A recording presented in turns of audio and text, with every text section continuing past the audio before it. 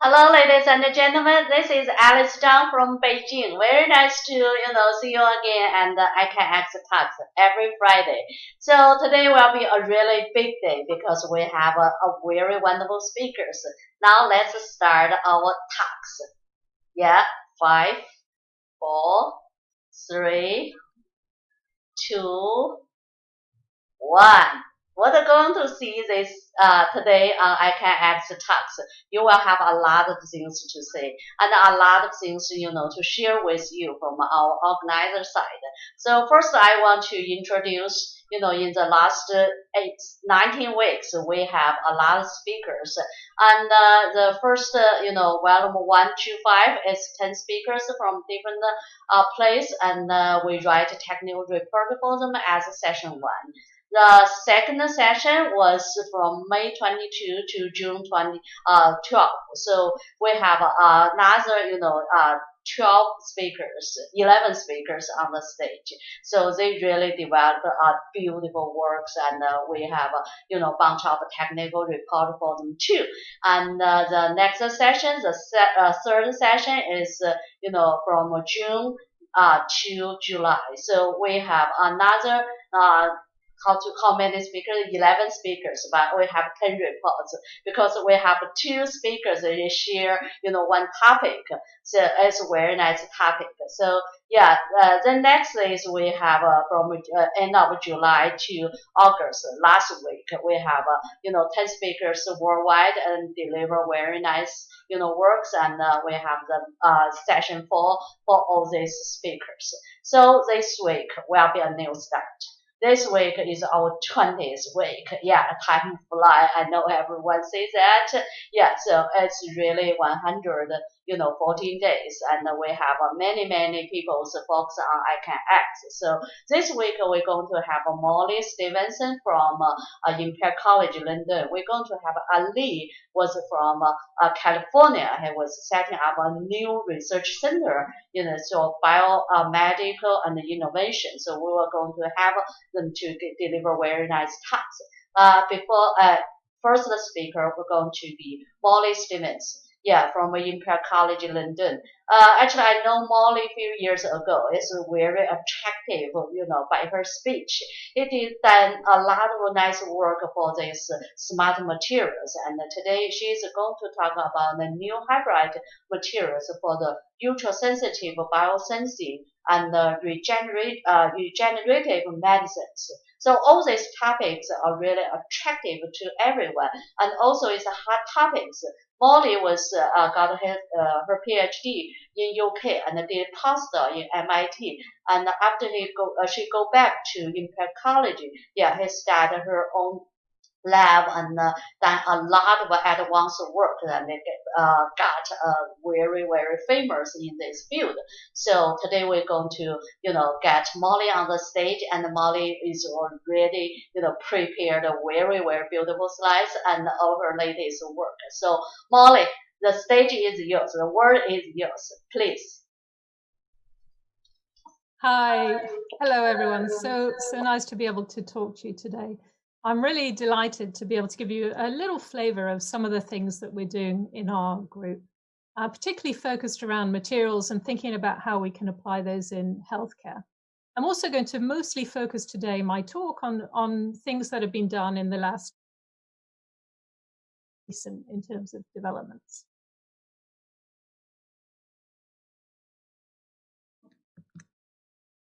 So first of all, I'd like to give a big shout out to my group and to get across the point that we are very diverse. And I mean that in every form, including all of our nationalities, but also the disciplines that everybody comes from. The kind of work we do, we really need chemists to interact with biologists and material scientists and surgeons to really all come together to be able to solve complex problems. And another thing we do within our group that is perhaps a little bit unusual is we span work from very fundamental right through to application. And I find that it's really that spectrum of being able to learn from the fundamental science that enables us to make the best applications we can. Now, the sorts of topics that we cover in our group are quite diverse, but really they're all the same basis. They're about thinking about how we can design materials to help us with healthcare applications. And some of the work I'll be showing you today is thinking about how we can use materials to help in the tissue regeneration process, but also thinking about how we can think of how to characterize materials and characterize how biology interacts with materials so that we can get better understanding and better insight, and that can then help us with the design of our material systems. I'll also finish off the talk by telling you a little bit about our work in early disease detection. And you can see we've been working in this area for a very long time now, for many years, but really most of the things I'm going to show you are going to be very, very recent.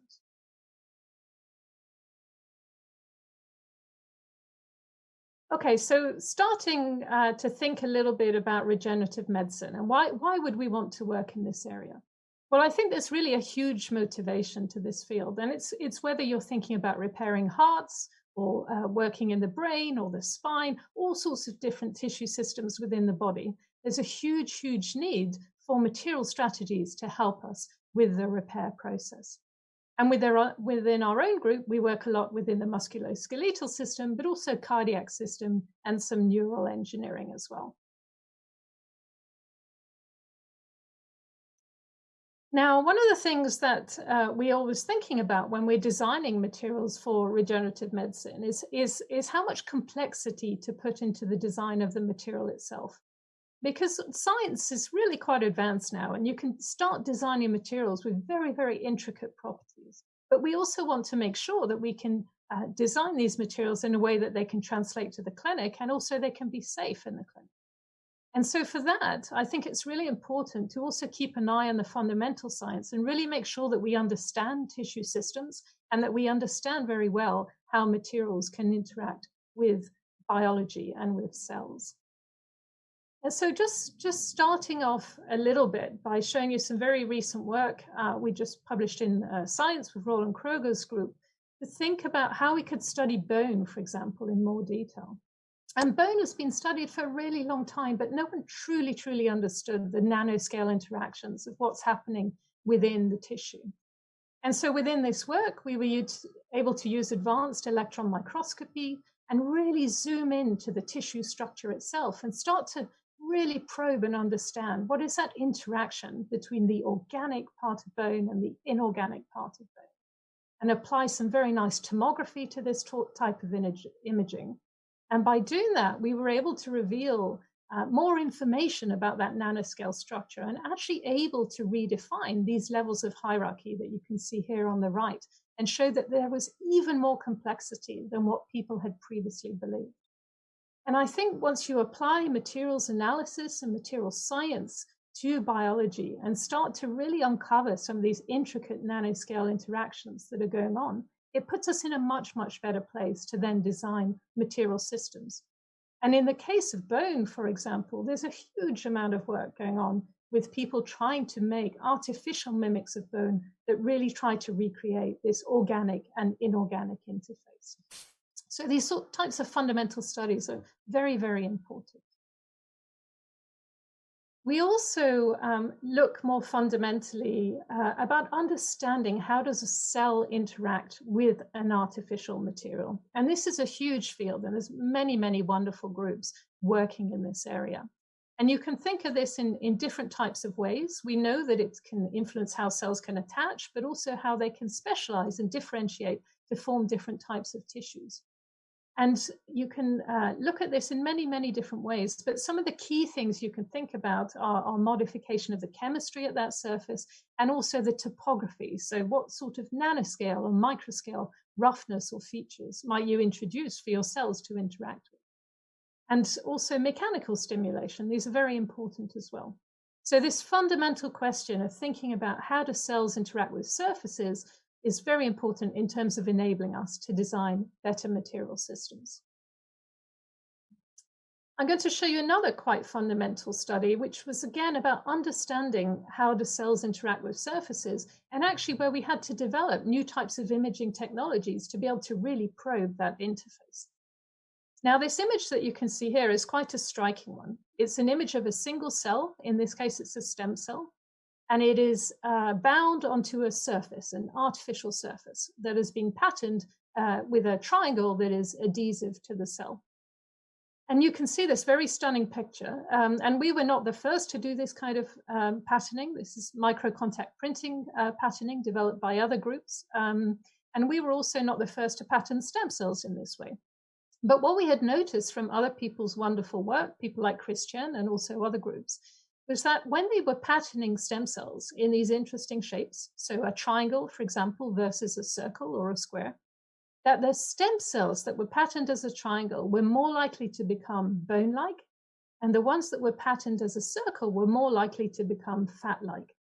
And so even though they had the same surface contact area, which is extremely interesting. So we had this question about why was this happening? And the field was still not entirely clear on this matter. And could we, with our material science approach, actually bring some new insight to that? So we made different types of surfaces where we're patterning individual cells, as you can see in these images here. So we had cells patterned as triangles. These are all stem cells, squares or circles. And then our contribution was to develop processing techniques to be able to do imaging with focused ion beam, where we could preserve a beautiful structure of the cell and that interaction between the cell and the surface, as you can see here. And what I'm going to show you in the next video is here a video that is going through the circle cells and revealing that surface, so that interface between the cell and the surface. And you can see here it's rather flat, even at the nanoscale. Now, if the cell is instead patterned into a triangle shape, but the exact same contact area, we can do that same imaging. And what you'll see is that that interface looks very, very different. It now has a topography that is much more bumpy. And so we see lots of interesting features. And you can quantify that very nicely, as you can see in the next slide. So at the top, we have our triangles, and that interface, you can see all these buddings of the membrane, and that membrane becomes very, very convoluted and very tortuous, whereas for the bottom cell, the circle, it's much flatter. And so that interface, we discovered, leads to a lot of changes in that membrane that leads to signaling that can then influence the way that these cells differentiate. And I think material science in general has a huge role to play in terms of helping us to better understand biology interactions with materials. Now, to develop all of this work and take material systems and translate them to the clinic is quite a large translational challenge, as you might imagine. We're very fortunate that in the UK, we have been able to set up the regenerative medicine program Smart Materials Hub. This is one of 3 different hubs in the UK. There's one around pluripotent stem cells and one about the cell environment. And I'm director of the one for smart materials. And we bring together 11 different universities and look at making many different types of biomaterial systems, and also, very importantly, bringing in commercialization and translational champions and regulatory panels that can help us to understand that complex process of going from the laboratory bench into the clinic. And we have now within our hub a number of material systems that are entering into human clinical trial. And one of the things that we think about a lot is actually how can we incorporate the release of bioactive agents into our scaffolds and to really help with that healing process.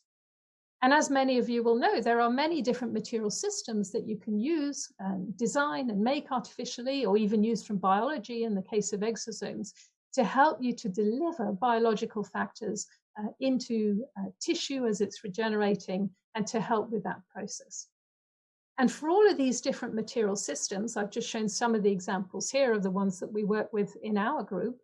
You can have different types of nanoscale, often vesicles or liposomes, for example, that can carry interesting cargo.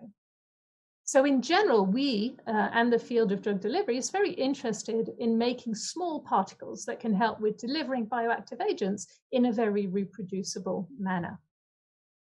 We had for a long time within our group developed imaging approaches for looking at cells and using chemical spectroscopy.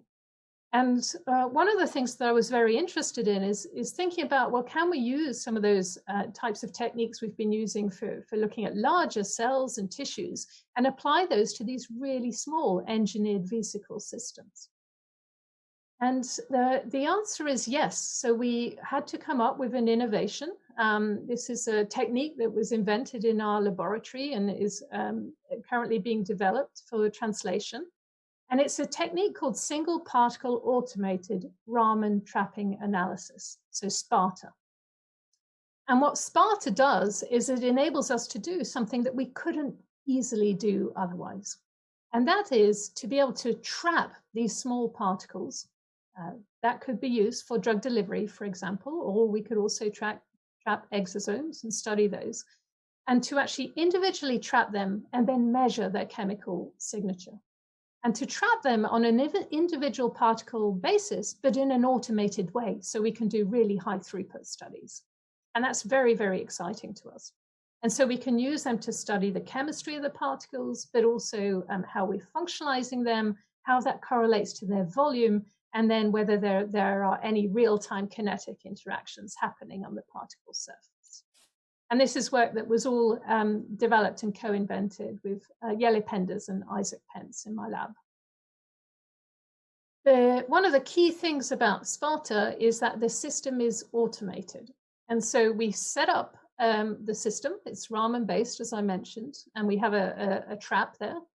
And when the particle is within a successful trap, we go on to acquire a high signal to noise acquisition of the signal. And if it's not, we just release the particle. And we can do this for many, many particles, so hundreds and thousands of particles over time, and be able to study the types of heterogeneity that you would never see from bulk measurements. So we start to understand in a large population of particles, actually what's happening at that individual particle basis. And that's a very powerful tool for us to have. We've looked at this in many different ways. So for example, here you can see we've studied two different types of liposomes at the top here. So some deuterated ones and some non-deuterated. And if you put those into the SPARTA system as a mixture, you can very easily distinguish between the chemistry of these different types of particles. And here at the bottom, we have a different type of particles. So these are polymer-based. So what we call polymersomes. And what we have here is we have polymersomes that have the same chemistry, except this blue one also has a heparin group along the backbone. And you can see that appearing here. And again, you can distinguish between these. And this is without having to label the particles in any way. You can also correlate this to their size, and that's very exciting because it enables you to study these populations of particles and actually understand whether the size in the manufacturing process is correlated to how they might be loaded, for example, with different drugs, or how the properties of those particles might vary. And it turns out that's quite an easy thing to do. What you can do is just take your particles and fill them with a Raman active solution, have the solution have a Raman active marker, so that when your particles come into the trap, they displace that marker, and you can then work out the exact volume of the particle that is displaced. And then you can correlate, are you seeing, for example, interesting changes in chemistry or in loading of your particles as a function of their size, again on this single particle basis for many, many, many particles in an automated fashion. And then one of the other things you can do, which I'm really excited about, is actually once you have a particle in your trap, you can study real-time changes in its chemistry. And so what we've done in this example, and this is also in this NatureCom paper, if you want to see more details on it, is we have some polystyrene particles, so just a polymer type of particle. And we can then introduce an alkyne group, and this shows up here on the spectra. And then we can do a secondary interaction to introduce a triazole. And what we see is that we can follow the decrease in the signal from the alkyne as we see the increase in the signal from the triazole. So you can really follow actually in real-time kinetics on individual particles these kinds of reactions occurring, which is, I think, phenomenally exciting in terms of thinking about fundamental studies for this field. And we have a lot of work going on in this area within our group at the moment. We are, for example, working on many different polymer particle systems, many different lipid-based particle systems, but also studying a lot of work with exosomes and in collaboration with different partners, also looking at a number of different viral vectors. And so if you're interested in this type of technology and this characterization, please do reach out to us, because we're very interested in seeing the absolute breadth of the platform and how we can test this with different systems, particularly ones that may be being translated for human use. So that was a little bit about thinking about how can we have particles to release drugs, and how interesting that might be for regenerative medicine. And how can we characterize those systems? But I also want to bring to your attention the fact that there's other ways of achieving drug delivery as well. And those other ways are very interesting too. And in this nice review paper by Ulrike, one of the previous postdocs in the group, we've nicely summarized some of the different ways that you can use physical triggers to enable effective drug delivery.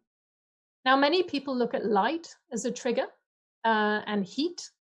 Within our group, we've done quite a bit of work looking at ultrasound and some lovely papers by Valeria Nell that we've recently published within this area.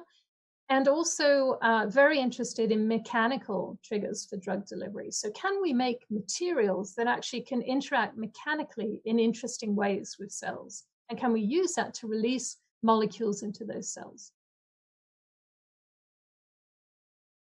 Now, as well as thinking about cool nanotechnology and microtechnologies for interacting with cells to deliver things, we're also interested in measuring what's going on within cells. And this summary slide here, drawn up by Stuart Higgins, one of the postdocs in the group, shows quite nicely some of the different types of technologies that are out there from different groups. And you can see, for example, people have applied glass nanopipettes, hollow AFM tips, also even single carbon nanotubes to take out very small volumes from within cells so that you can then analyze what was inside the cell. And these are beautiful nanotechnology approaches, but sometimes a little bit hard to do in high throughput.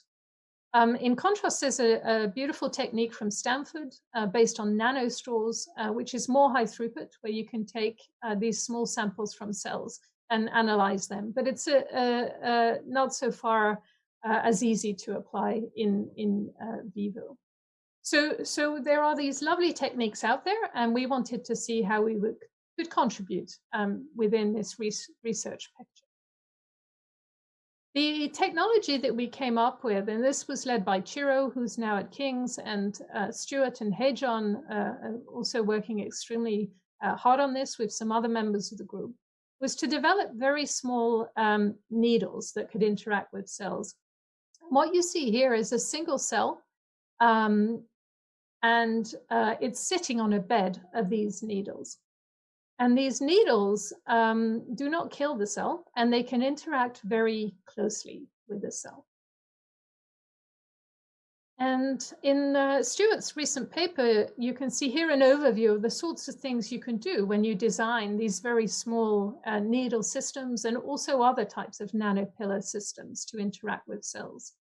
Well, you can think about measuring what's going on within cells, as I mentioned previously, and also delivering things to cells. And you can also think about the structure itself. What impact does that have on the cell? And can it lead to some really interesting mechanobiology and actually control and stimulate cells in different ways that might be beneficial? And then more recently, another area that we're also very active in, but I won't have time to talk about today, is to think about developing these systems as ways of interfacing electrically as well with cells. So what we would call a bioelectronic type of application. And so we're very interested in all of these different areas. Now, our first initial needle system was published back in 2015, and this was in collaboration with HMRI. And this led to these very interesting needles that you can see here. These are made of porous silicon, and we could have some control over the tip diameters, for example, and also the porosity. And then over time, we've developed slightly different methods for synthesis, where you can see now this kind of very exquisite control over the dimensions. And this shows you a video of a cell that's sitting on these needles. And if I can talk you through this, what we have is the needles are in blue, and then the cell membrane, so the outside of the cell, is in purple, and then the nucleus is in yellow. And the nucleus, you can see, is getting moved out the way by these needles, but it's not getting physically punctated by the needles. And the needles are interacting very closely with the inside of the cell. And this shows you a cross-section here where you can see actually the nucleus in blue moving out of the way, and then the needle itself is actually physically pushing against that nucleus. And this is just a cross-section. So the needle looks a little bit, you're just seeing a cross-section through it rather than the true dimensions of the needle. But you can see it's interacting very closely with the cell. And what Katie Hansel did in this paper that I've referenced here from ACS Nano was to actually study how that mechanical deformation of the nucleus led to very interesting mechanobiology and changes in the cell. So if you're interested in those types of more fundamental studies, then Katie's work, I think, is a very nice paper to read. Now, the other thing we notice is that the needle itself is interacting closely with the cell, and this gives us a lot of hope that we could use it to then deliver things into the cell, but also potentially to measure things that are happening within the cell. And we've done many, many studies now delivering different types of molecules to cells and also to tissue. And I'm just showing one of the early studies here, which was where we took these needles and we loaded them with plasmid DNA encoding for VEGF, so vascular endothelial growth factor. And what we did was to take those needles and to interface them with muscle. So this is living muscle tissue. And what we found is that we could then deliver that VEGF plasmid DNA into the muscle. And within about 2 weeks or so, we get a lovely formation of new blood vessels within the tissue.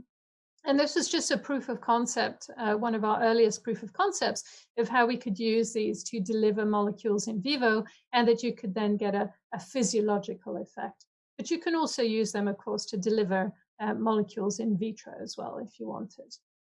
And the sorts of things we're looking at now are more advanced, really, cocktails of molecules, and thinking about how we can influence regenerative processes in really, really exciting ways. I want to tell you a little bit about mechanism, though, because you can see that initial delivery paper, the Nature Materials one, was published back in 2015. And what we had noticed was that we could get a really good delivery of molecules, and we could get a really good biological response. And I was very curious as to understanding why actually were these materials being so efficient. And so we set out about doing some slightly more fundamental studies to really answer that question. And this is some work from my student, Sahana Gopal, who really did some beautiful imaging work to try and understand that interface between the cells and the needles in unprecedented detail. So using very, very high resolution electron microscopy, but also correlating this with some very nice biological measurements.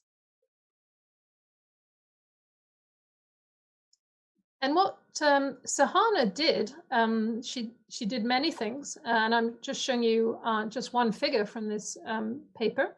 But one thing that she did was to study actually that interface between the needle and the cell membrane, and to look for these invaginations, and to look at things called clathrin pits and also caveoli. And these are different types of vesicles that can bud off from the membrane and are related to intake of material into the cell, but also to some signaling processes. And she then mapped these out and correlated this, as you can see here, with some more standard type of imaging. And what you can see here in this slightly larger version of the picture is, in red here are all the invaginations and the vesicles that are budding off.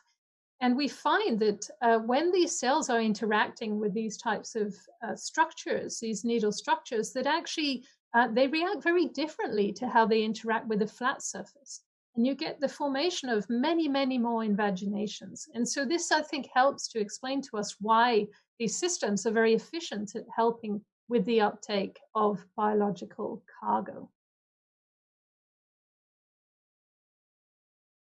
We've also followed up even further on the fundamental studies of this. And I was very interested to understand more about how the cell membrane is interacting with these kinds of nanoscale porosities. And so we set up this wonderful collaboration with Alfredo Alexander Katz at MIT, who's a molecular dynamics expert. And my student Alexis worked very hard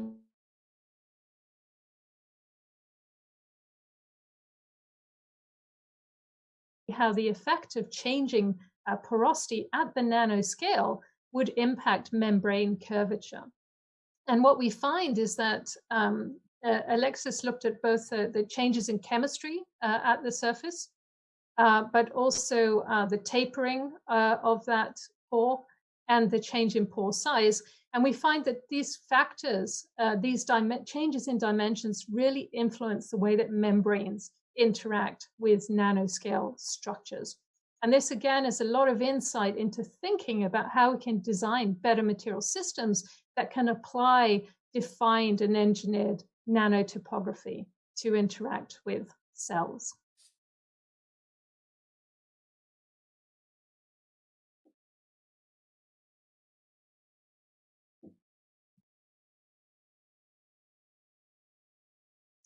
Alice, is my connection gone? I saw a little bit of delay. Yeah, now it's okay, please.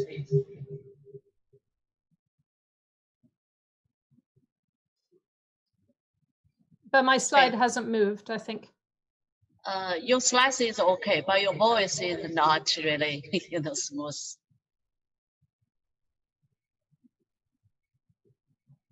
The sound dropped for just a couple of words twice. But my slide is not moving now, I think. Okay, you can try again, Molly. Yeah, but the slide is not moving on the screen, I think. Maybe you. Okay. Which slide can you see now? I see the green one. The nucleus being blue and deformed by the nanoneedle. And you moved it from one that you had with a white background. Okay, what's wrong?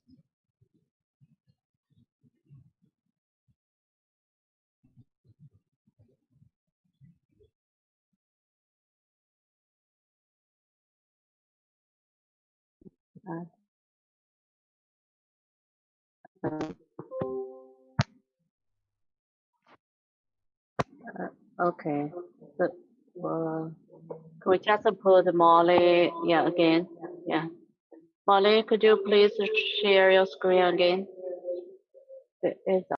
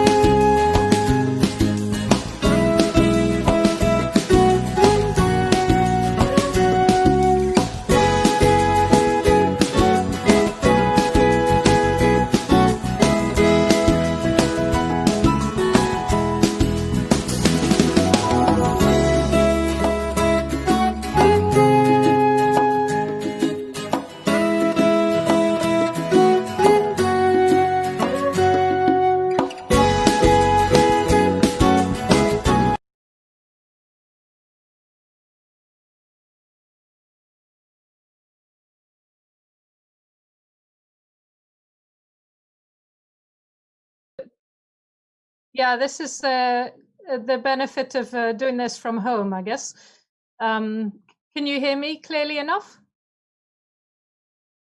Good, good. So I was just telling you a little bit about how we'd applied some fundamental studies to understand the interface between these needles and cells, and saw the appearance of many different vesicles, and also applied some modeling to that as well with MIT. Now, the other thing we've done is to make different needle array systems with different types of physical dimensions, and found in this very recent paper by Hajon that these can yield, again, very interesting mechanobiology type responses to our cells. So if we look again at this picture here, showing the interface, I've shown you that we can use it to deliver molecules into cells, and also that the needle itself can have a mechanical effect on the cells. But what I want to show you next is how we can use it to actually do some biosensing of what is happening within the cell. And one of the examples that I'd like to show you is how we can use that to do intracellular sensing for cancer. And one of the problems within cancer biology that people have, and surgeons in particular have when they're in the operating theater, is that they are often looking at the tumor, and it's very difficult to see where the edge of that tumor is between the healthy tissue and the tumor tissue. And so we wanted to develop our needle platform so that we could apply it as a patch, a flexible patch to a tumor interface to help with that imaging, and to understand by measuring the biochemistry of the cells which were tumorous and which were healthy. In some of the early proof of concept studies, this just shows some cells in the lab. These are cancerous cells from the esophagus, and each little spot that you can see is a needle that is responding to a slightly different pH. And so we're able to develop these needles as pH sensors to interact with cells. But we also wanted to apply this in vivo, and we were interested in seeing if we could measure different protease activity in vivo, because we know that cancers can express different proteases to healthy cells. And so we designed our needles with some short peptides on that had a fluorophore on the end, and that peptide sequence could be cleaved by a protease called cathepsin B. And we then applied these to tissue. And what you can see is that, and this was in collaboration with George Hanna, who's a very famous GI surgeon. And what you can see is that in blue, we have the cell nuclei here. And then the red that you're seeing is a higher expression of that enzyme that is related to cathepsin B. And so we can apply this, we can get down to single cell type resolution and actually map those enzyme concentrations on tumor tissue, so that the surgeon would be able to see much clearer that interface between the tumor and the non-tumor regions. We can also deliver slightly larger things that are useful for biosensing. So what we've done here is we've taken the needles and we've delivered nanoparticles called quantum dots, and these are cadselenide zinc sulfide quantum dots. And these small particles are loaded within the structure of the needle itself, but then they also get out into the cell. So you can see on the left-hand images, the small quantum dots that show up white in the top image in the electron microscopy, and then they fluoresce within the cell when they're delivered. Whereas on the right, which is our control experiment, if you have just empty needles and you just drop quantum dot nanoparticles on the surface, they don't get in as efficiently. And the reason we were interested in this is that we have been developing nanoparticles for biosensing applications for a long time. And we've worked with quantum dots to look at these as kinase and astar transferase sensors. And this now provides us with a much better mechanism for getting them into cells. And that biosensing is a huge, huge area within our group. And that's the last thing that I'd really like to talk to you about today, is thinking about how we can use designed material systems for disease detection. Now, early disease detection, actually it's important for everything, isn't it? Whether you think about early heart failure or cancer or detecting an antimicrobial resistance, or in our case right now, actually, how do you detect COVID early enough and in an easy way? And these are all the types of questions and challenges that we're very interested in within our lab, is thinking about how we can use nanotechnology and nanoparticles to help in early disease detection. This is a beautiful example, I think, of nanotechnology. This is from the 4th century AD. So this is really old. And this is a cup that is found in the British Museum. And it has gold nanoparticles within the wall. And if you shine a light inside it, it appears red. And if you shine a light at it from the outside, it appears green. And that is to do with the way these nanoparticles interact with light. And so humans have been using nanoparticles for a really long time, but it's much more recently that we've been able to really study their properties and use them in a more informed way to think about how we might use them, for example, in tackling disease detection. We work with many different types of nanoparticles within our group, and we think about this in different ways. We think about the material we make them from, so the core, and we work a lot with inorganic materials and also some polymer-based systems. And then we think about the surface. How do we engineer that so it becomes a really good biosensing surface? And we can use these for early disease detection and also for drug screening. Alongside all of our work, one of the things we're interested in is to perform molecular dynamics simulations in collaboration. In fact, these are all done by Professor Yarovsky's group to really understand how molecules at the surface of the particle are acting and how this can help us in the biosensing process. So I'm going to give you a few different examples today of some of the way we've used particles for ultrasensitive biosensing. And I'll be showing you all very recent work from the last year or two. First thing I want to tell you about is some work we've done together with MIT, which is thinking about how we might detect cancer earlier within the body. And by detecting cancer, we're looking at the expression, again, of these protease enzymes that are specific to a particular type of cancer. And this particular test is interesting because it's actually a urine-based test. And the urine color changes from yellow to blue if you have a cancer present. And the way that it works, this is all done in collaboration with Sangeeta Bhattia's group at MIT, is we've designed complexes which involve a protein, a carrier protein, in this case, a type of avidin. And to this, we have small binding regions of biotin that are linked through short peptide chains to very small gold nanoclusters. And these gold clusters are actually only about 2 nanometers in diameter individually. But when they're within this complex, they're about 11 nanometers. And so when we do a tail vein injection of these into the body, then they are too big to come out through the kidney. And so it's only if you have a cancer present that can cleave through those peptide chains that the clusters are released and are now small enough to come out through the kidney into the urine. And the urine now has these small clusters in that can, with addition of some chemicals, and turn it blue.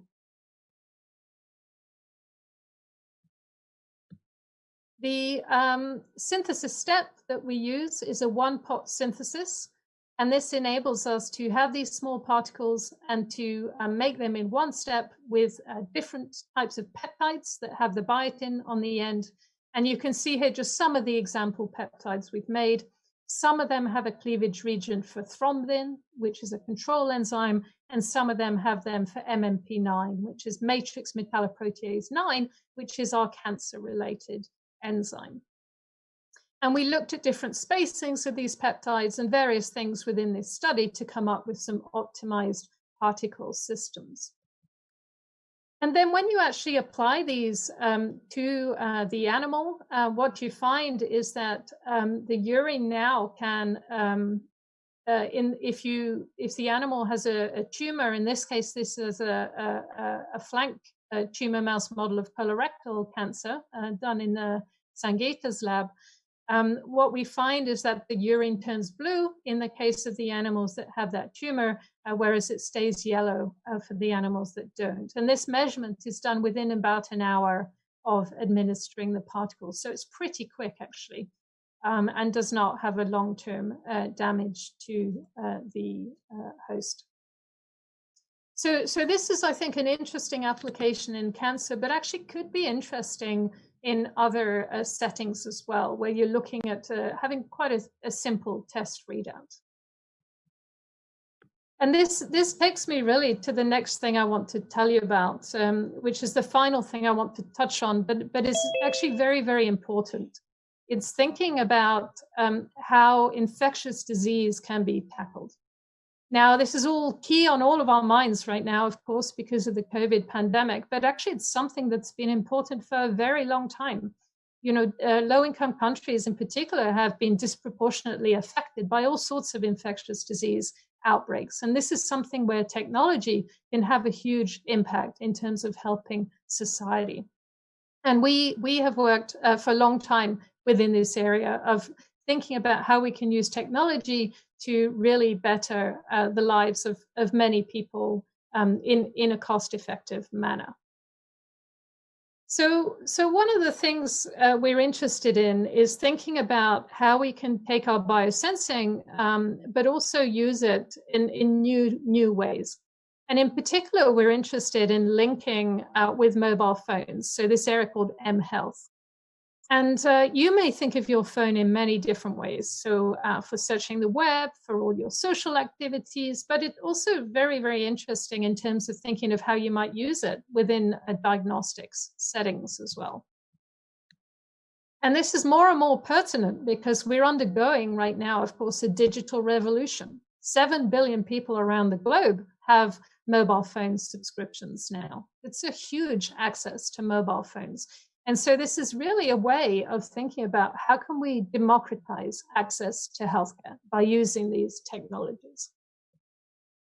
And even though you may think, actually, there's less of these things available, the poorer the country, that is true to some extent, but there is a growing adoption of these technologies right across the world. So you can see in this graph from a recent paper we published that this is growing across the world, but also in sub-Saharan Africa, for example, and these numbers are set to grow further.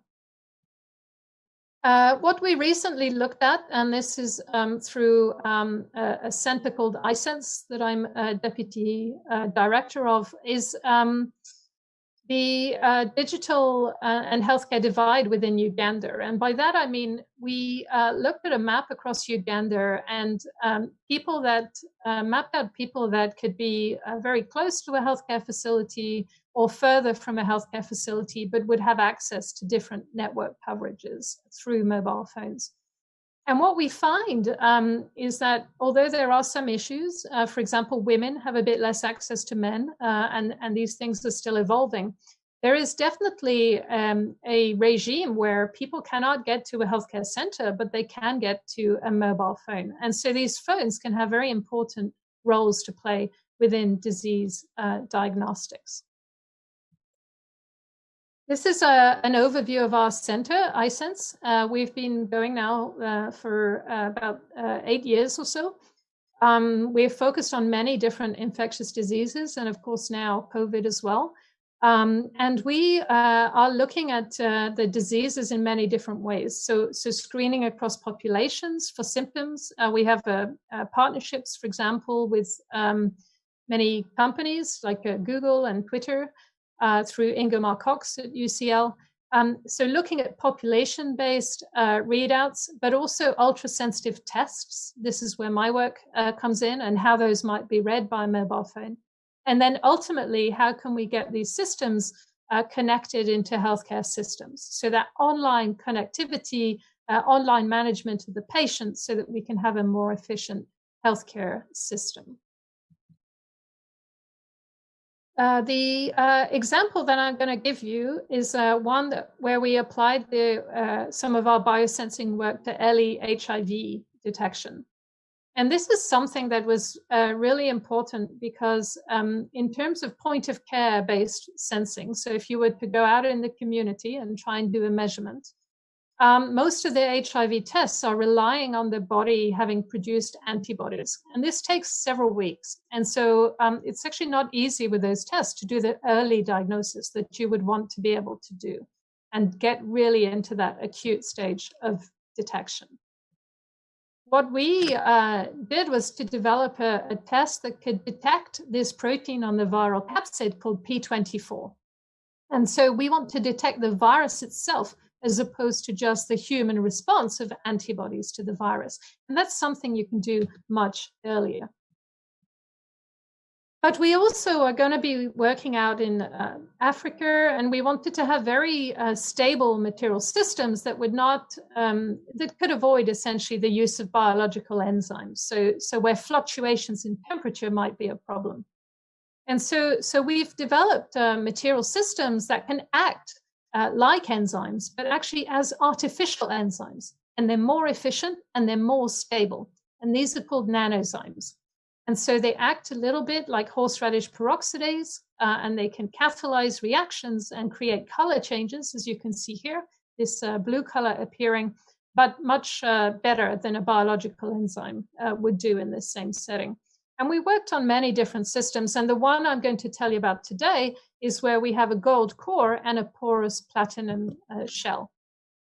And this is work that was led by Colleen within the group, and you can see here on the left the kind of chemical mapping of these particles and that beautiful porous shell, and that actually we can optimize these in different ways so that they can generate interesting color changes.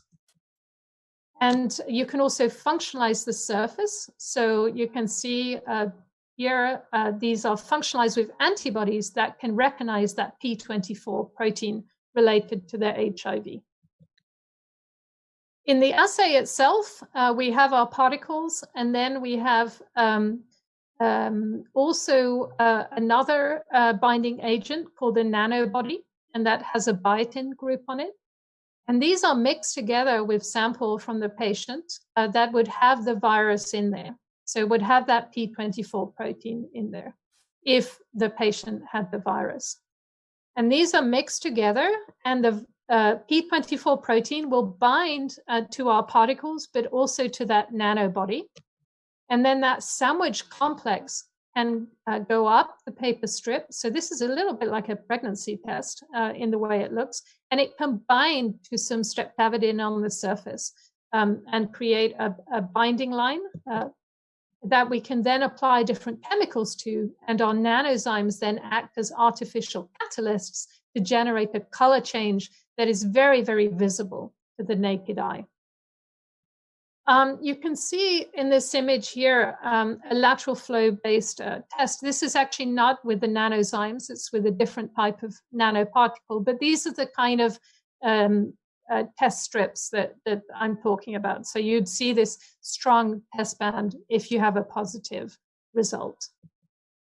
And so you can take those and you can read them by a mobile phone. And you can then see how sensitive they are. Now, we want to get into this acute stage of detection for the P24. And the commercial test, the Imperial-based test, is here. It's just missing out on that acute stage detection. And our test is actually able to get right into that acute stage and actually function also over several orders of magnitude. So this is very exciting for us in terms of early detection. And this was when we first developed this, of course, was the most sensitive early detection for point of care for P24, which is very exciting. And we've worked a lot with partners in different countries, for example, in South Africa, here in KwaZulu-Natal, places like the Sompela Clinic. This little building you see behind the sign, of course, is not the clinic. That's just a picture of the sign of the clinic. And in the picture there, some of our collaborators, as well as our iSense director, Rachel. And so this has been a very, very rewarding interaction. And what I want to show you just now is a video from iSense about some of the work we've been undertaking in collaboration with Africa.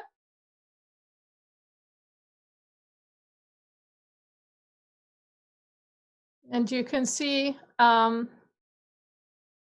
some of the work we've been doing out there with iSense with training healthcare workers, also helping to read tests in the field using machine learning-based algorithms, including many commercial tests, and then mapping these onto data dashboards. And that video is, it was a little bit stilted there, but that's available on our website as well. And in this next photograph, you can see one of the PhD students within iSense actually out there in the field working with one of the healthcare workers and taking photographs of, in this case, some of the commercial tests next to some other tests that we're trialing. And these are all recorded on the iPad or a mobile phone. And this enables a more rapid access to care because sometimes the problem with a diagnosis is that the patient may get a diagnosis, but they may not be linked into the care system. And what our collaborators in South Africa have been doing is actually working really hard to develop mechanisms to have better integrated online care pathways. And so we're very, very delighted to have been working together with them. And then the final slide that I want to show you, because I promised Alice I would finish on time, is this one here, which is a study we did where we took some tests that we developed out into Uganda. This was done by Paulina Brandl, who's one of the students previously in my group. And the test was developed to be able to distinguish between 3 different strains of Ebola. This was from the Gulu outbreak, and it is designed to look at survivors of Ebola and tell us what strain of virus they had. And so Paulina's gone out there, she's measured these samples, and we've been able to generate these geotagged maps of what different strain these survivors had, and it looked at about 100 or so survivors within this initial proof of concept study, and these are the sorts of studies that we're now building on. And so I wanted to really show this, to show actually that at least to us, it's extremely important that our technologies are able to go not just from fundamental understanding, but right through to application, and actually particularly application in areas where there's unmet need and where we can perhaps come in with innovations at a better cost point so that these can have greater impact, particularly in a number of these communities. So it's very, very important to us. And then just to finish up by reminding you of some of the things I've showed you, I've finished off by telling you about this disease detection, but of course we also make a lot of materials for regenerative medicine and focus a lot on that fundamental understanding side as well. And none of this, of course, would be possible without a most amazing, talented group who do all of the work in the lab. I feel extremely blessed every day to have these people, but also so many wonderful collaborators. And I hope I've mentioned everyone either in person or within the papers on the slides. And so thank you very much, and I look forward to questions. Thank you. Thank you, Molly. Yeah, really beautiful, beautiful talk, beautiful slides. Yeah, every slide was just so, designed professionally. Yeah, so there were a lot of questions to come out. So we go to the question part. The first question is from HQ University. Yeah, Hui. Hi, Professor Stevens. Could you use these nanosensors for special organisms? For example, could this needle be used for the detection of a reactive oxygen species in cell mitochondria? Yeah, hi, thanks. This is a great question. Actually, it's one we've been thinking about a lot as well. And we've been also asked that before by groups that specialize in mitochondria. I think everyone is so interested in finding out actually what's happening within these mitochondria. My thought is that the kind of needles we have at the moment are too big to access into the mitochondria, certainly the needles. But it might be that we could work on some smaller particle-based systems to do that. But at the moment, we don't have that capability. But it's Okay. really interesting question. Okay, next question. Yeah, Professor Molly, there are many groups working on the nanoneedles. From your slides, can find it is parallels. I think should be many, posts. Yeah, what material use, and could you share details of your process? Yeah, sure. Actually, we've used many different types of materials. So the first one I showed you, which is in the Nature Materials paper, it's all published, so you can find the whole synthetic process in there. We use a conventional microfab, but combined with a new kind of metal-assisted chemical etch, and that gives that nice nanoporosity. But we've also used other slightly different processes to generate non-porous substrates, and also substrates made of different types of polymers. So it's quite varied. Okay, yeah, because there are many groups who was working on this. Some use silicon, some use metal, some use polymers. Yeah, maybe for this. Okay, yeah. So next question is pretty long. Okay, yeah. Thank you, Professor Stevens. How does a needle ray physically penetrate the cell membrane? Does the penetration rely on the adjacency? Previous work shown by another professor is Bian Xiaochui and Nico suggests that penetrating of membrane requires the application of the external electrical field. Could you comment on this? Yeah. So there's beautiful work from both Professor Kui and also from Nick Malosh, who are both good friends. So our system is slightly different. What we initially wondered, although we never commented on this in a publication, was whether the membrane was there or not. And in the initial kind of interface imaging we did, it wasn't high enough resolution to see if the membrane was still going around the needles. But in our follow-up work, which is the work by Sahana Gopal that I showed in Advanced Materials, we were able to really image in high resolution and see that the membrane is still present, but just that it becomes a lot more permeable. So we have so many more of these endocytotic processes compared to a flat surface. And so yes, it's to do with the increase in the endocytosis, but in our particular system, we don't need to also apply an electrical field. That happens spontaneously. Yes. A few weeks ago, one speaker on this stage was Xie Xi from Sun Yat-sen University. Yeah, he used electric field for the penetrating. Yeah, so many wonderful works, as you said. Okay, yeah. Next question. I'm interested. How could you put just one cell on the nanoneedles? Did you make some selections on the cell from the cell group, or just a random selected one? No, we would have many cells on the surface, and then the imaging I showed is just zoomed in. Okay, yeah. So cool. We go to next.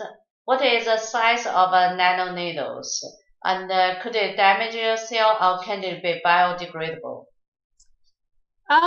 So that's a good question. So we've done many different sizes and looked actually in a kind of parametric way at how you vary size and how that changes cell response.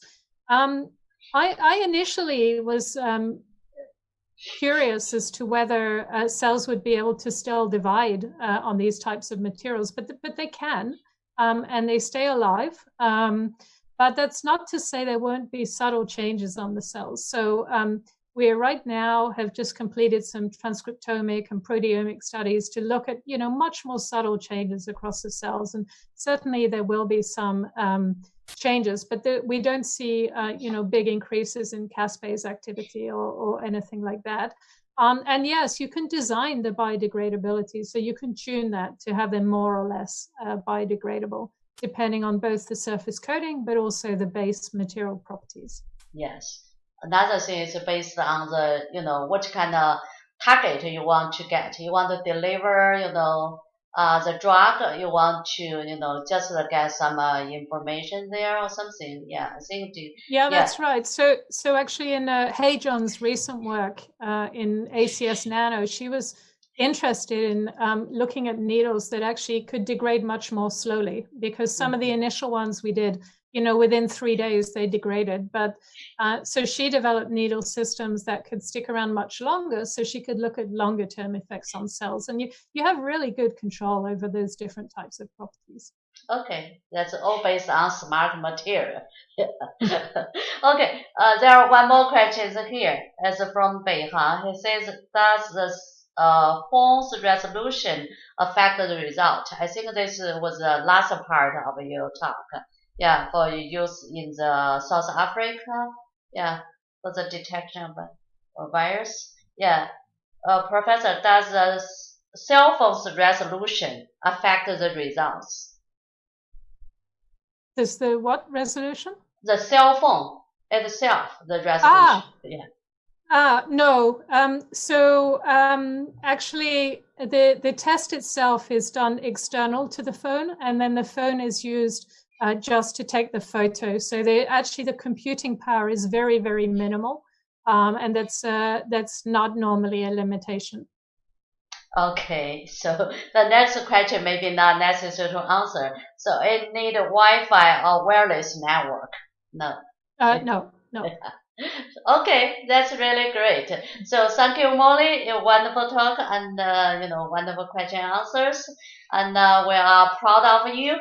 Yeah, so your new materials and the new structures really make a difference and contribute to the whole world. I love you. Last pages, you not only focus on the fundamental about the natural science, you also want use the technology to really help the people. Yeah, that's how we use high tech, connect the world and the universe. Molly, that's a certification for you. Thank you. Okay, you're welcome. Now, okay, sorry, I pushed wrong button. Yeah, we go to the dialogue part. Yeah, we got Ali and Paul here. Okay, please. Yeah, so I got my chair. Okay, hi, welcome Ali, Paul, early morning. Hi, Paul, it's your turn. Okay, welcome everybody. So we heard a little bit about Molly's institute, and I do want to come back to that, but let's perhaps start with Ali Kanmuseni's institute.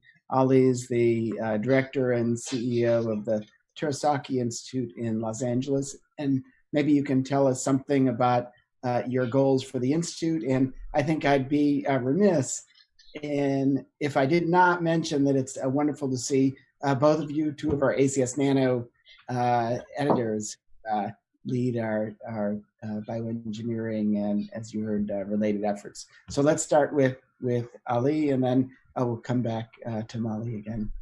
Sure.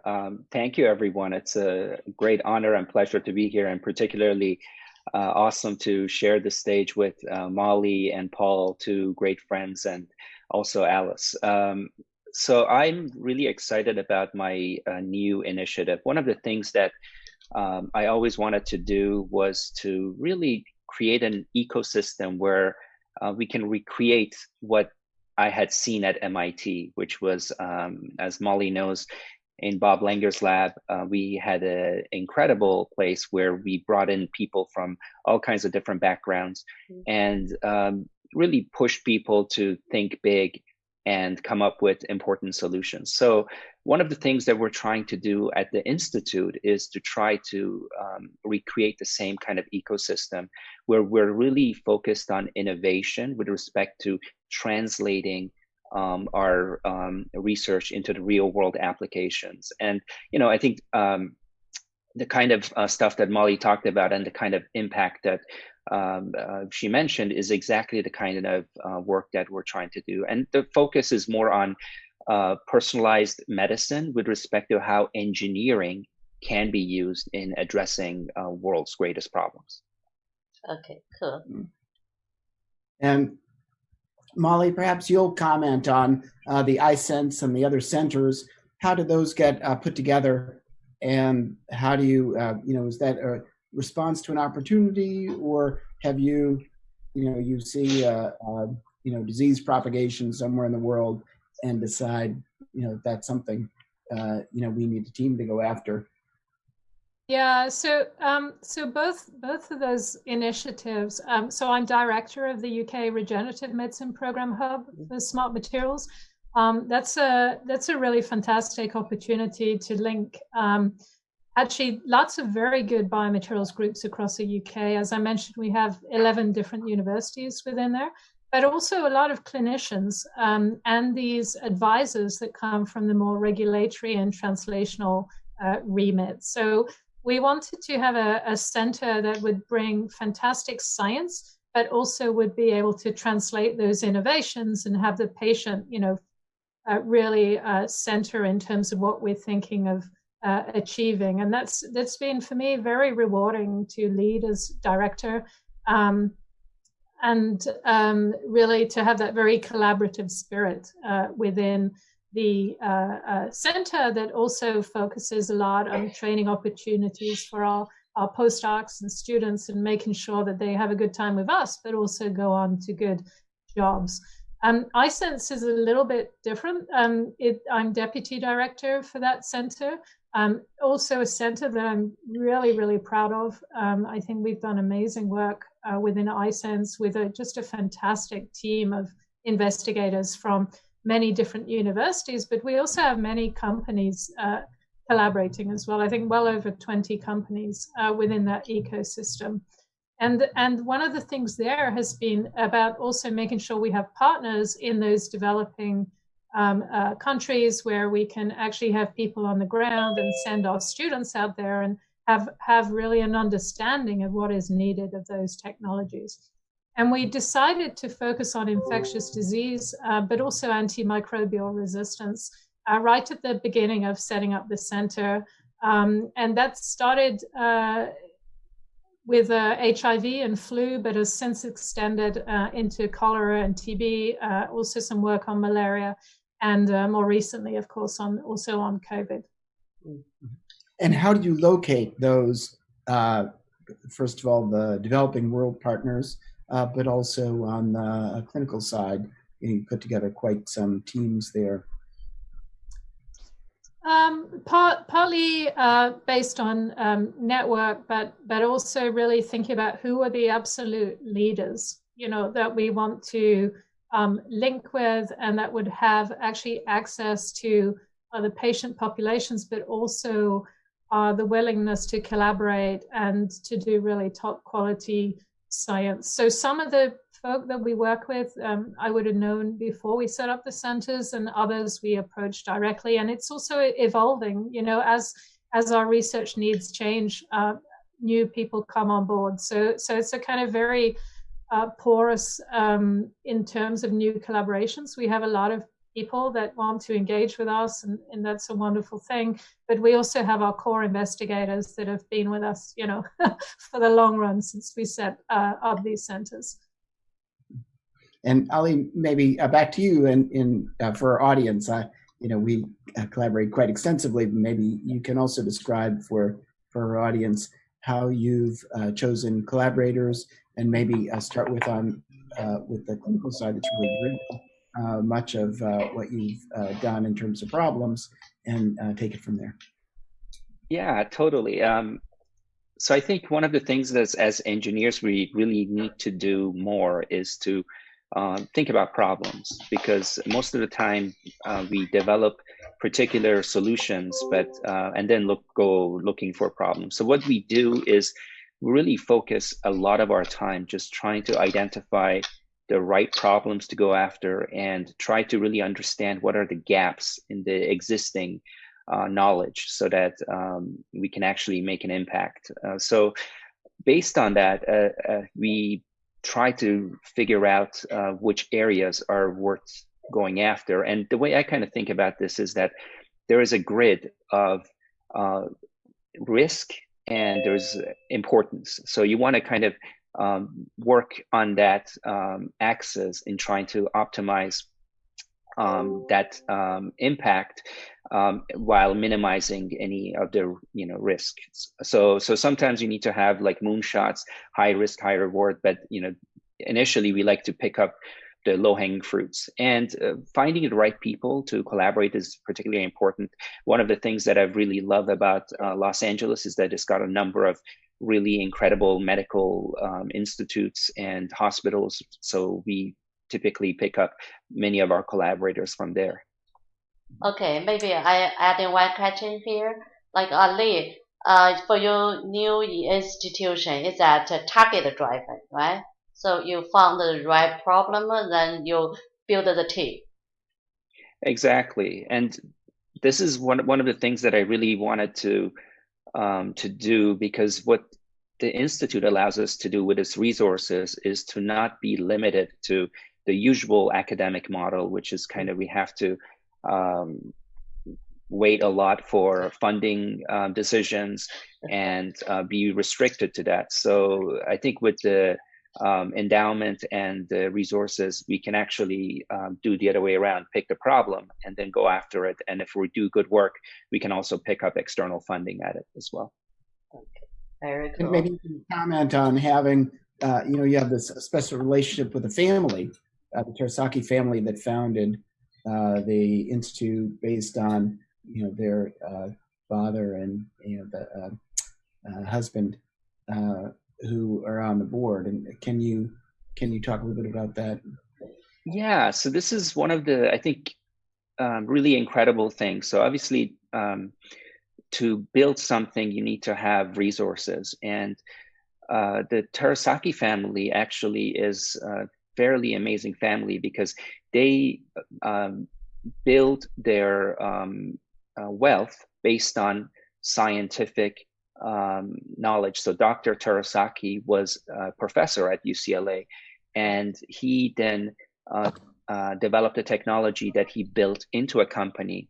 And once he sold the company, he put a significant amount of that created wealth into a foundation to help people.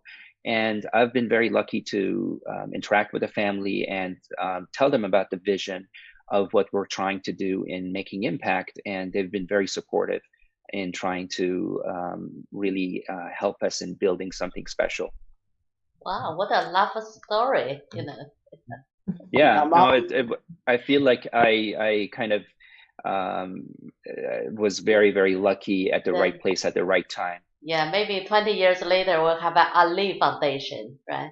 That's the plan. So if I ever have the resources to make such a impact in the world, I will definitely do that. Molly, you get tasked to do so many things, and I know you get support from your university. I hear from your president fairly regularly. But how do you manage that? You're director of one institute, you're directing a major part of another, and running your own research group, and editor of the journal, and you're on the board of the British Museum. And how does that work? Yeah, on the board of the National Gallery. Yeah, that's right. Oh, sorry. Yeah, I don't know. I mean, I guess like all of us, we're all very busy, right? But in the end, it's about trying to be efficient and about picking fantastic team members. And in my case, I'm obviously balancing this also with a family of three kids. So wow. I have to be really, really efficient. But I feel like I really have the best team in the world. I have fantastic people within my group. I have fantastic support staff, and I choose my collaborators wisely so that I'm working with people that I get energy from. I guess I'm also very motivated by things that I want to help solve. And so when I get out of bed in the morning, I never really think about it as a day's work. I kind of think about all the things I want to get done. And I'm sure that's the same for all of us actually around this table. And we're really fortunate actually to be able to do that and have a profession where we work with talented people all the time and actually can hopefully try and make a difference, you know. And it's I think very motivating, and I get a lot of energy from that. Oh, Molly, really amazing person. You have 3 kids. You know, have a so successful career. So almost everything. Yeah. This can be directly go to the next question. How you pick up your teammates? Yeah. I mean, I think. So I think one of the things that is very important to me is obviously that someone is very motivated and smart, but also that they're going to get on well with my lab culture. And I run my group very much as a team, and where people are picked and expected to be working in that team-based structure where we all help each other, you know, and it's kind of like an extended family. Many people are from abroad, and that's really important that within our group, whilst they of course are leading on individual projects, we're all supporting each other because as you know, many scientific experiments don't work, and so we all got to support each other and find the solutions. And so I'm looking for people that are very motivated, that want to make a difference in the world, but also that will work well with other people. And I'm fortunate that we get such a huge number of applications that we can really be able to pick people that are not only stellar, but also have those very good human qualities. Where I'm looking for compassion as well, people that are motivated by something bigger than themselves. How do you make the transition back to the clinic? Is there some point at which you say, I'm passing this off, or do you try and keep fingers in and get feedback? Within our group, we have surgeons based within the group, but then every single project that is, in fact, almost every single project would also have a clinical advisor on it. So most postdocs and students will also be regularly advised and working with clinicians right throughout. So even in the design phases of the project, we generally would also consult with clinicians. Mm-hmm. Very good. And Ali, let's same for you. You start with a problem, often with a clinician, and work on that. You develop some new materials and methods, and then what's your handoff strategy? Yeah, so better term. What we try to do, obviously, to make an impact in real world, you can only take it so far in an academic setting. So we have to try to hand it off to partners who can, whether it's other companies or starting a company, who can kind of take it forward. And my kind of thinking about that is that it's always important to push the technology and de-risk it as much as possible in an academic setting so that it becomes of interest to the private sector. So what we do is we try to definitely perform as much of the large animal experiments and de-risking experiments to show that there's actually clinical value there.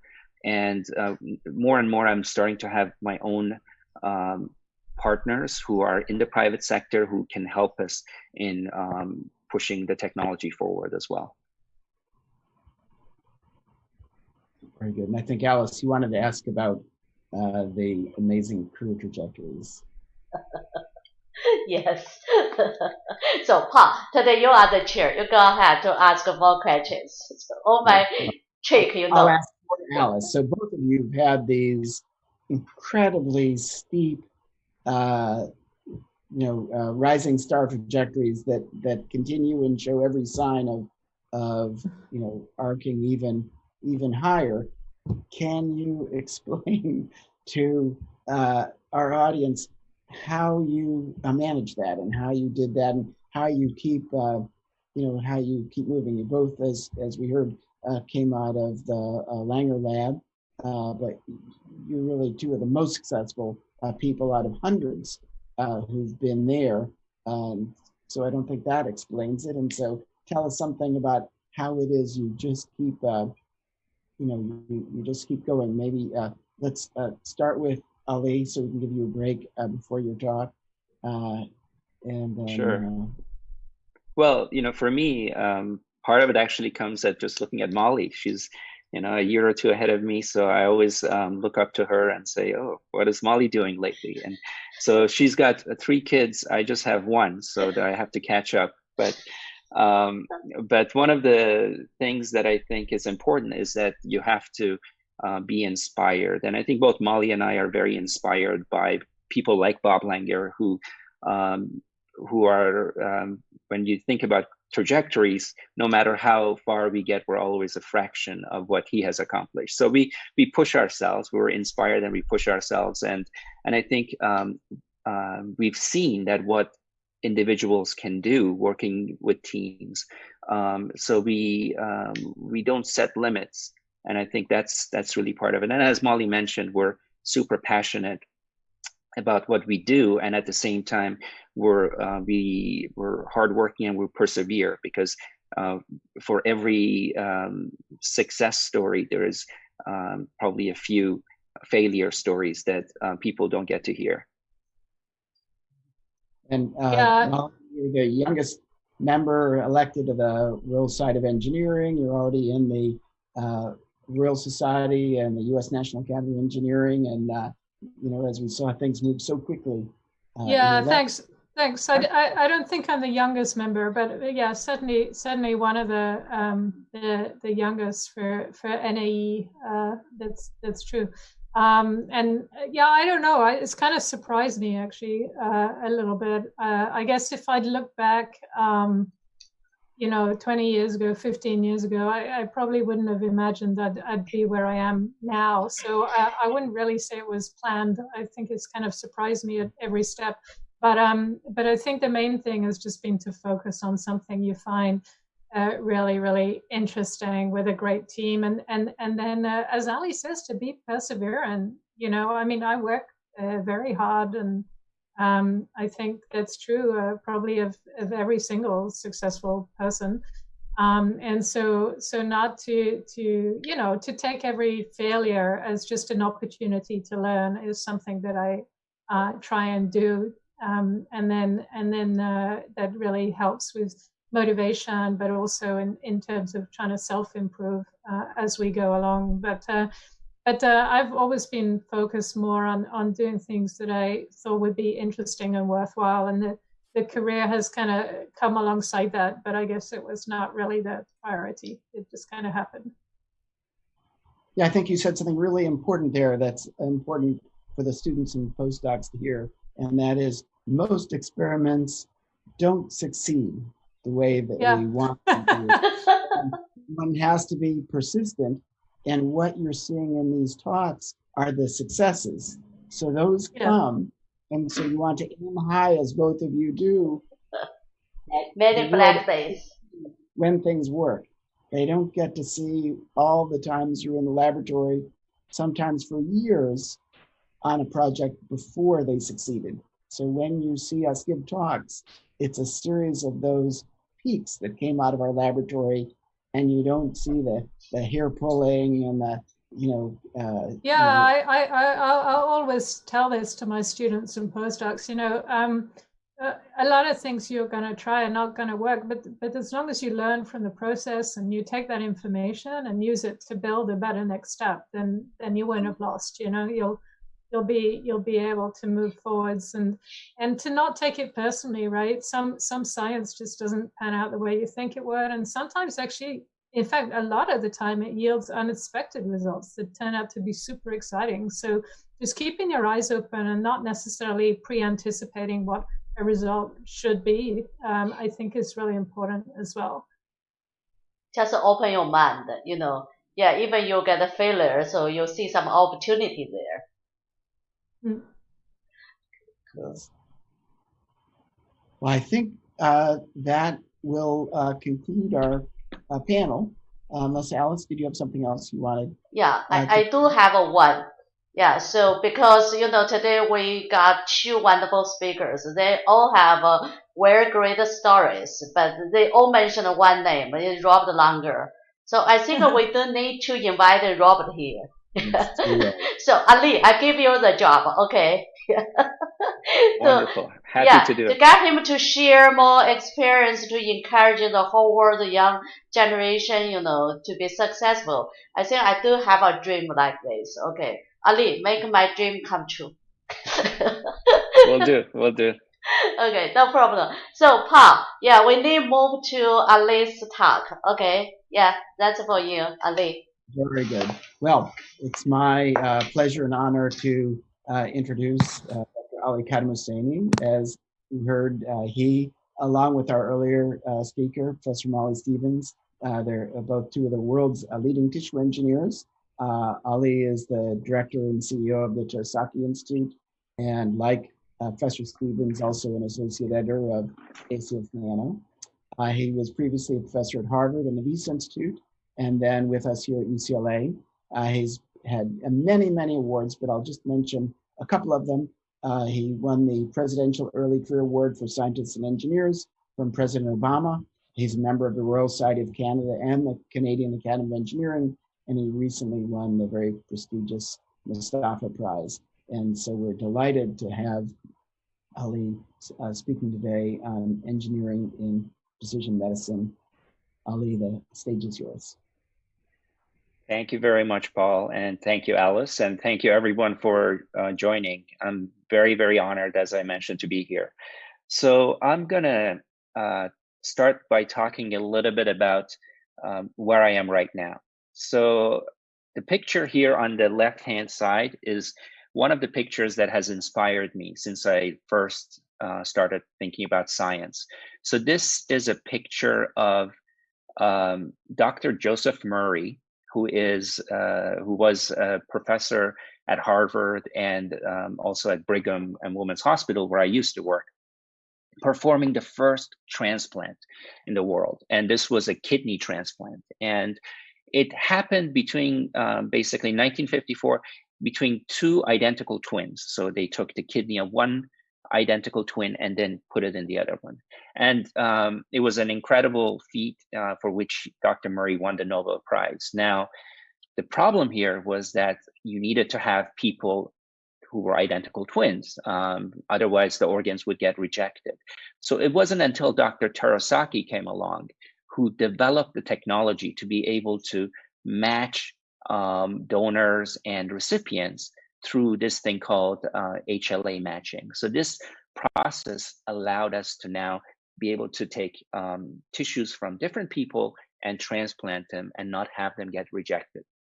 So obviously this was a huge breakthrough. And as I mentioned earlier, Dr. Terasaki provided the endowment for the institute that I'm starting to build. And I thought I'd put a little bit about what we try to do. We try to innovate personalized wellness and cures. And really our mission is to invent and to foster, that means to push it into real applications, these practical solutions that either restore or enhance the health of individuals. And this is where we're located in Los Angeles. It's a beautiful place and it sells itself. And we have 3 buildings now, and this is our latest purchased building. It's a beautiful building. It's going to have state-of-the-art facilities to enable this mission. We're also very much active on social media, so I do encourage all our friends and colleagues here to add us on various social media platforms and check our website so you can stay in touch about what we do on regular basis. And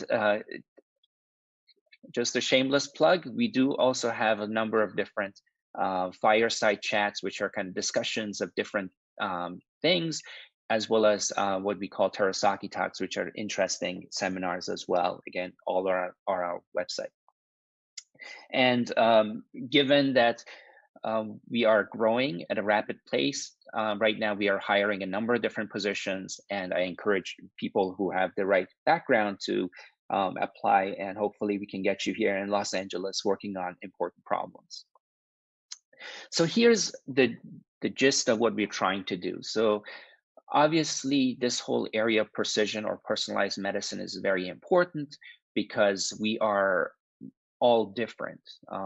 What works for me may not work for Paul.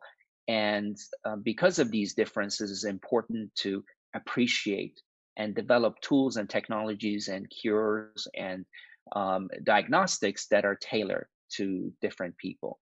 So traditionally, this has happened in just through computational approaches, being able to take genomics data and proteomics data and then try to identify these variations. But it still hasn't really been applied as much to different types of devices or materials or diagnostics that are available. So this is what we were trying to do. We're trying to bridge that gap. And I do encourage people to read this article in ACS Nano that really explains some of this vision of working backwards from the patient and the problem to the solutions that we're trying to develop. So to enable this area of personalized and precision medicine, what we do is we try to develop different types of things. So one of the areas is to try to develop personalized materials. These would be materials that respond to the patient's needs, whether that would be specific biological or mechanical cues, or whether that would be way in which we want the proteins to be matching the person's own bodies. Another area of enabling this is on personalized devices, being able to make systems based on flexible electronics or advanced sensors and delivery technologies so that we can have fully integrated devices that can not only take information from the patient, but be able to deliver the right kind of intervention, whether that would be a drug delivery approach or another type of therapeutic. We also work a lot on personalized cells. These would be cells that are tailored to an individual, whether those would be stem cells or immune cells, and whether they would be the cells that are directly from the patient, or whether there would be cells that are taken and engineered to be able to address a specific person's needs. And also there's a couple other areas, personalized implants. These would be implants that are developed to be able to fit the shape of the defect, as well as be able to have other properties that we want with these implants for an individual. And finally, these personalized physiological models, which are, again, personalized systems that are tailored to recreate our own body's physiology outside of us. So what this means is that being able to recreate what my body would do with respect to a drug or a therapeutic, but have it in a dish, in a chip somewhere. So this is the areas that we're pushing forward. And to just kind of tell you how this can happen with all these diverse different areas is really what we've been talking about today, is team-based approaches, where we have people from different disciplines working together and solving problems. So I wanted to take a couple pictures here and show you what I mean by that. So this top part is a picture of the kind of team science that we do. And if you look at here, you see people who are biologists, who are engineers of different sorts, whether they're bioengineers, chemical engineers, electrical engineers, mechanical engineers. And we also have clinical people, surgeons, or different types of clinicians. And of course, we also have people like Paul Weiss, who knows them all. So this is how we do, and we often interact with our collaborators in this manner, where we sit down and we discuss problems. And this is the team that makes it all happen. This great people from many different places in the world, including many people from Asia and China as well. So there's a lot of interesting thing that we do. And I do encourage people, again, to try to work in this manner because it really helps us in doing lots of interesting things. So I'm going to talk about some of these things today, not all of them, but I thought maybe I first give you one example of the way we go about developing something like a personalized biomaterial, and then maybe talk about some of the technology development in terms of things related to 3D printing and these organs on a chip systems. So the first story I want to talk about is a story about creating a material for a medical application. And this is a nano-enabled material. It's a material that is made from nanosilicates, which are these materials shown here, which have basically both positive and negative charges on them. And because of the spatial distribution of these charges, they can start actually interacting with each other and forming these gels that are shear thinning. Means that if you apply force, as you see here, when you apply force, they can actually come out like a toothpaste-like structure, but when you remove the force, they maintain their architecture.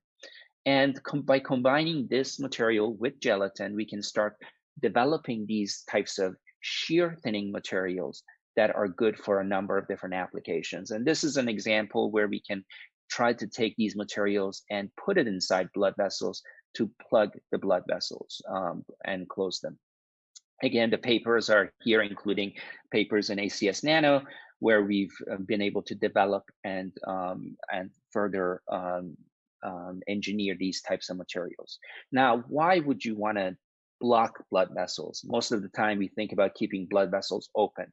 Well, there is a number of places where you actually want blood vessels closed. And this is a few different areas. In the brain, what you want to do is you want to close things like AVMs. These are malformations between arteries and veins. You may have bleedings or aneurysms that you want to fill and block.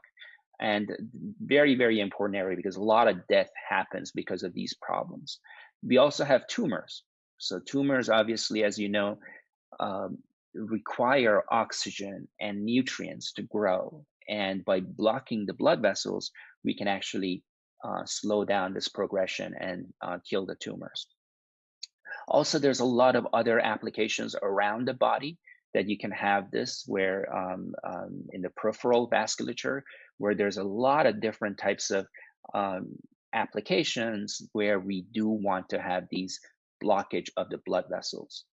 Now, when you think about what's currently in the market in trying to do this, the whole field of blocking blood vessels or embolization is basically based on metallic coils. So the idea is that people can go with a catheter and then put these metallic coils that you can see here inside places like aneurysm here. This aneurysm is a weakening of the blood vessel wall. So it basically balloons up here due to blood pressure.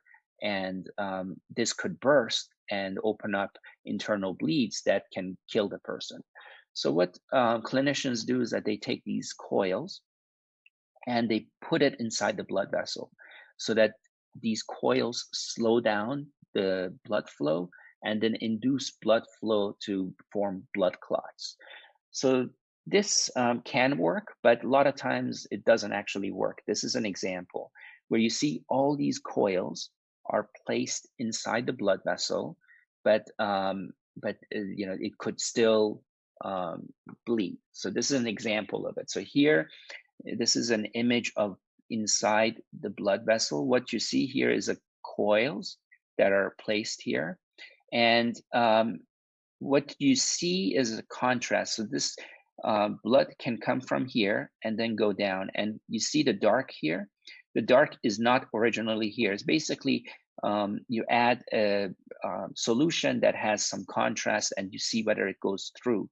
And what you see is that the contrast goes through these coils. So even though you put the coils, it hasn't stopped the bleeding. And in this case, this is a gastrointestinal bleed.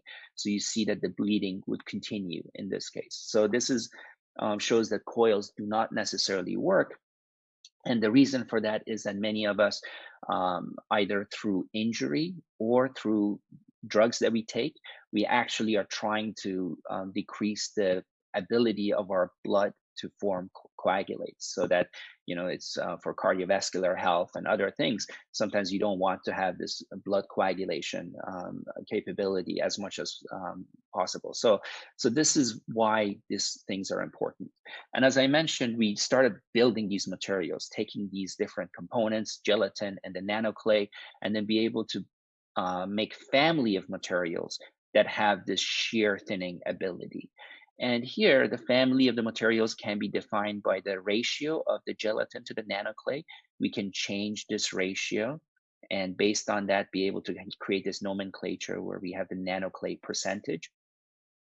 And also, we can change the concentration of the solid in the solution so that we can actually have the concentration of the gel. So when you think about the mechanical properties associated with these gels, you actually start getting things that are very diverse. So you can have materials that are fairly hard or very soft. So this is yield stress is a property of the mechanics, which shows how much force you need to actually make the material flow like toothpaste. And what you can see here is that as you change the property of the material, whether it's through changing the fraction of the nanoplatelet in the material, or changing the actual concentration of the material, the amount of solids, you can get very diverse properties. You can start getting materials that are very hard to push, or materials that are very soft. And why this is important is because if you try to deliver the material or have the material inside the body not get pushed out by the blood, you want to be able to optimize these properties. The other thing about the material is that the material should be reversible. So when you have the material and you apply pressure, it becomes like liquid, but when you remove it, it goes back to its original behavior. And you can do this over and over and over again. So this shows that the material has this recovery ability. So it's a shear thinning material. There's other things that you want with the material. You want to see whether the material is actually going to be okay inside the body. So one of the ways to do that is to look at the biocompatibility of the material. So you can actually put it inside rodents and be able to see what happens. So in this case, we can put the material inside these rodents and then see what happens over time. This is after 3 days or 28 days. And what we see is pretty interesting. So initially you see the nice interface between the material and the tissue, but over time, the tissue actually starts growing into this material and be able to replace the material with tissue. So after 28 days, you just have little pieces of this material and the tissue